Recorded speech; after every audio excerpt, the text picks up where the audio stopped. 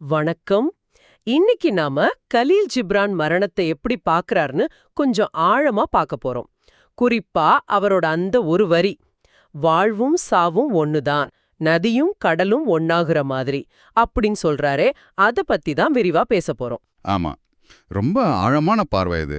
அவர் சொல்றாரு, மரணத்தோட உண்மைய புரிஞ்சுக்கணும்னா முதல்ல வாழ்க்கையோட இதயத்தை முழுசா திறக்கணுமா. இது என்ன அர்த்தத்துல வருது? வாழ்க்கைய முழுசா அனுபவிச்சாதான் மரணம் புரியுமா? அப்படிதான். நீங்க சரியா தான் புரிஞ்சுக்கிட்டீங்க.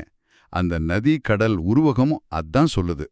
நதி கடல்ல சேரும்போது அது இல்லாம போறதில்ல, அது கடலாவே மாறிடுது. இல்லையா? ஆமா, பெரிய ஒன்னோட கலந்துடுது. அதேதான். தனி உருவம் போய் ஒரு பெரிய முழுமையோட சேருது. இது ஒரு தொடர்ச்சி, ஒரு மாற்றம், முடிவு கிடையாதுன்னு ஜிப்ரான் அழுத்தமா சொல்றாரு. சரி, ஆனா மரண பயம் அது எல்லாருக்கும் இருக்குமே, ரொம்ப இயல்பான ஒண்ணுதானே? இருக்கு, அது இயல்புதான். ஜிப்ரான் அதை எப்படி சொல்றாருன்னா, ராஜா மரியாதை செய்யும்போது ஒரு மேய்ப்பனுக்கு ஏற்படுற நடுக்க மாதிரி அப்படின்றாரு. இந்த ஒப்பீடு கொஞ்சம் வித்தியாசமா இருக்கே, பயம் மட்டும் இல்ல போல. ஆமா ஆமா, அந்த ஊமை ரொம்ப முக்கியம். அந்த மெய்ப்பனோட நடுக்கத்துல பயம் இருக்கு, ஆனா அது மட்டும் இல்ல. வேற என்ன இருக்கு? ஒரு கௌரவம் கிடைக்க போகுதுங்கிற உணர்வும் இருக்கு. ராஜாவே கைய வைக்கிறாருன்னா அது பெரிய விஷயம் இல்லையா? ஆமாம். மரணமும் அப்படிதாங்கிறாரு. அது பயம் தரக்கூடியதா இருக்கலாம், ஆனா அது ஒரு பெரிய முக்கியமான மாற்றம். அதுக்கு ஒரு பயம் கலந்த மரியாதை உண்டு. அப்போ அந்த நடுக்கம் அந்த மாற்றத்தோட முக்கியத்துவத்தை காட்டுதுன்னு சொல்றீங்களா? சரிதான். வெறும் பயமா பார்க்காம அந்த மாற்றத்தோட ஆழத்தை, அந்த கௌரவத்தை பாருங்கன்னு சொல்றாரு. ஓகே. அடுத்ததா, மரணத்துக்கு அப்புறம் என்ன இருக்குங்கிற அந்த அறிவு, அது எங்கிருந்து வரும்? உங்களோட நம்பிக்கைகள், ஆசைகள், இதோட ஆழத்துல தான் அந்த அறிவு ஒளிஞ்சிருக்கு அப்படின்னு சொல்றாரு. அப்போ இதுக்கு வெளியில தேட வேண்டாம், நமக்குள்ளேயே, நம்ம ஆசைகள்லயே அந்த பதில் இருக்குன்னு அர்த்தமா? நிச்சயமா. அவர் இன்னொரு ஓமையும் சொல்றாரு. பனிக்கு அடியில வசந்தத்துக்காக காத்திருக்கிற விதைகள் மாதிரி நம்ம இதயத்துக்குள்ள அந்த நித்தியத்தை பத்தின கனவு இருக்குன்னு. கனவுகளா? ஆமா, நம்மளோட ஆசைகள், நம்பிக்கைகள், கனவுகள், இதுல தான் அந்த பெரிய உண்மைக்கான வாசல் மறைஞ்சிருக்குன்னு அவர் நம்புறாரு.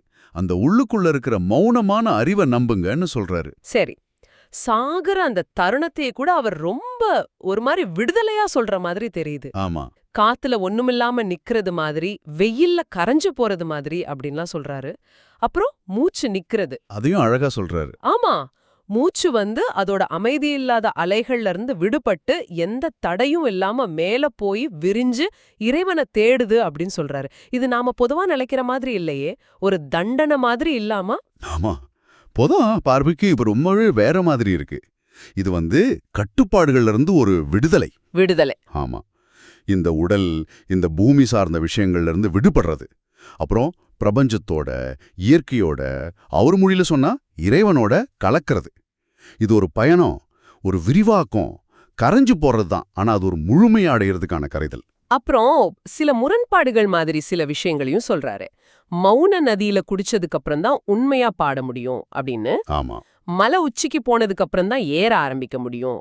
பூமி நம்ம உடம்ப கேட்கும் போதுதான் உண்மையா ஆட முடியும். இதெல்லாம் எப்படி அந்த விடுதலையோட சேருது? இது முரண்பாடு மாதிரி தெரிஞ்சாலும் அது அவர் சொன்ன அந்த மைய கருத்தையே இன்னும் வலுவாக்குது. எப்படின்னு கொஞ்சம் விளக்க முடியுமா? அதாவது உண்மையான புரிதல், இல்ல உண்மையான அனுபவம், இல்ல ஒரு உண்மையான ஆரம்பம், இது எல்லாமே மேலோட்டமா பார்க்கும்போது ஒரு முடிவா தெரிகிற ஒரு விஷயத்துக்கு அப்புறம் தான் வருது. ஓஹோ. மரணம்ங்கிறது வாழ்க்கையோட முடிவில்ல, அது ஒரு புது புரிதலுக்கும் ஒரு புது ஆரம்பத்துக்குமான ஒரு வாசலா இருக்கலாம். அதைத்தான் இந்த வரிகள் சொல்லுது. நதி கடலா மாறினதுக்கு அப்புறம் தானே அதோட உண்மையான பரந்தத்தன்மை அதுக்கே புரியும். சரி சரி. அப்போ மொத்தத்துல ஜிப்ரானோட பார்வையில மரணம்ங்கிறது பயப்பட வேண்டிய ஒரு முடிவு கிடையாது. அது வாழ்க்கையோட இன்னொரு கட்டம். நதி கடல்ல சேர்ற மாதிரி ஒரு இயற்கையான தொடர்ச்சி. ஆமா, கரெக்ட். அந்த மேய்ப்பனோட நடிக்க மாதிரி பயம் இருக்கலாம், அது மனுஷ இயல்பு. ஆனா அந்த பயத்தையும் தாண்டி அதுல இருக்கிற விடுதலைய, அந்த மாற்றத்தோட ஒரு தவிர்க்க முடியாத அழகா பாருங்கன்னு ஜிப்ரான் நம்மள ஊக்குவிக்கிறாரு. வாழ்வும் சாவும் ஒண்ணுக்கொண்டு எதிரி இல்ல, ஒரே விஷயத்தோட ரெண்டு பக்கங்கள் மாதிரி. இதை கேட்டுக்கிட்டு இருக்கிற உங்களுக்கும் ஒரு சின்ன சிந்தனை. ஜிப்ரான் சொல்ற மாதிரி உங்களோட நம்பிக்கைகள்லையும் ஆசைகள்லையும் கனவுகள்லையும் அந்த நித்தியத்துக்கான திறவுகோல் ஒளிஞ்சிருக்குன்னா, உங்க மனசோட ஆழத்துல நீங்க என்ன கனவு காண்றீங்க, அந்த மௌனமான அறிவு உங்களுக்கு என்ன சொல்ல முயற்சி பண்ணுது, இத பத்தி கொஞ்சம் யோசிச்சு பாருங்க.